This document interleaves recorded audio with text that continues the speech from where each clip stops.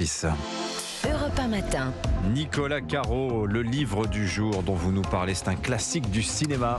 Hit, H-E-A-T, le film de Michael Mann. Vous vous souvenez, la confrontation légendaire entre Al Pacino, alias Vincent Hanna, et Robert De Niro en criminel du nom de Neil McCauley, et John Voight et Val Kilmer. Bref, chef-d'œuvre des années 90. Voilà Hit 2, mais c'est un roman. Alors, est-ce que c'est la suite du premier C'est la suite. qui finit mal pour Robert De Niro pour pardon, pour spoiler, pas tout le monde.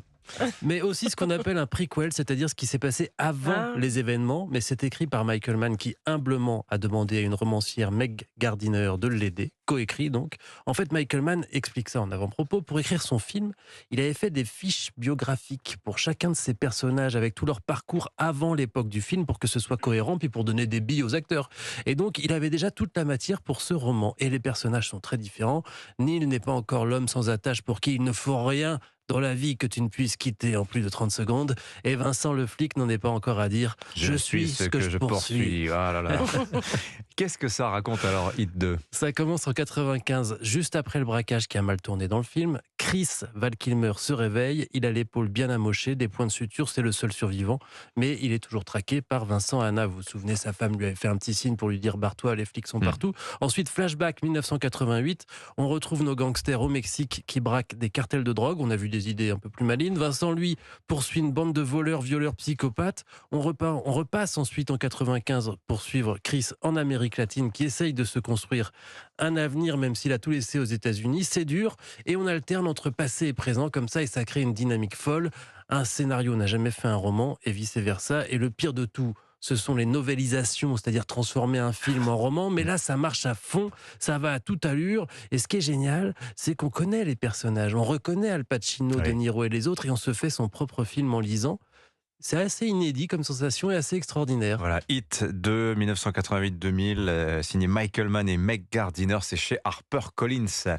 Merci Nicolas Caro. Si vous voulez replonger dans le Hit de Michael Mann, sachez qu'il est disponible sur quasiment toutes les plateformes en ce moment avant de lire le roman Hit 2.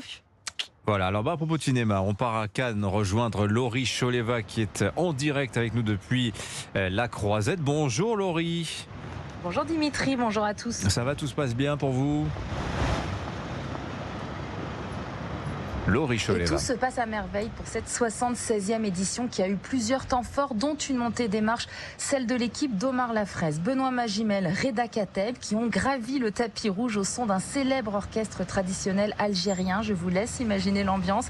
Et puis les acteurs ont multiplié les pas de danse aux côtés de leur réalisateur, Elias Belkedar, dont c'est le premier film. C'est Omar, il déprime, il veut rentrer en France.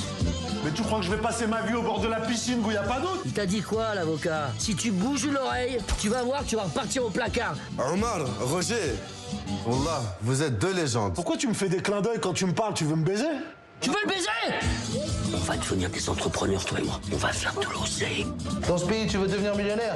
Faut commencer milliardaire. Alors un film drôle et violent, faut le dire. Omar Lafresse, c'est une histoire d'amitié entre deux gangsters. Roger, joué par Benoît Magimel, et Omar, joué par Reda Kateb. Ils ont fui la France pour échapper à la justice et se sont réfugiés en Algérie. C'est deux moitiés qui se complètent, quoi. Roger, il veille sur son ami Omar Lafresse. Omar, c'est quelqu'un de sanguin, vif. Et il est prêt à faire n'importe quoi pour pouvoir rentrer en France, alors qu'on lui interdit et il n'aime pas qu'on lui interdise les choses. C'est deux personnages très libres, en fait. Très libres et comme des marmots, comme des enfants. Et le film est génial, c'est drôle, c'est décalé. Il y a des dialogues à la Tarantino. Et puis cette alchimie entre Reda Kateb et Benoît Magimel qui est vraiment palpable à l'écran. Et enfin, le film montre l'Algérie, ses rues, ses paysages, sa jeunesse, comme on la voit peu au cinéma. Voilà, Omar Lafresse, le film que vous nous avez choisi cette semaine, Laurie Choleva, qu'on retrouvera avec plaisir en cette semaine cannoise, samedi sur l'antenne d'Europe 1 pour Clap. Et vous aurez à 17h comme invité notamment Virginie Efira pour son film L'amour et les forêts, signé Valérie Donzelli. Et Virginie Efira que nous recevions ici même hier matin. Merci, bon festival à vous. Merci d'ailleurs à tous les trois, mon cher Vincent et mon cher Nicolas Caro.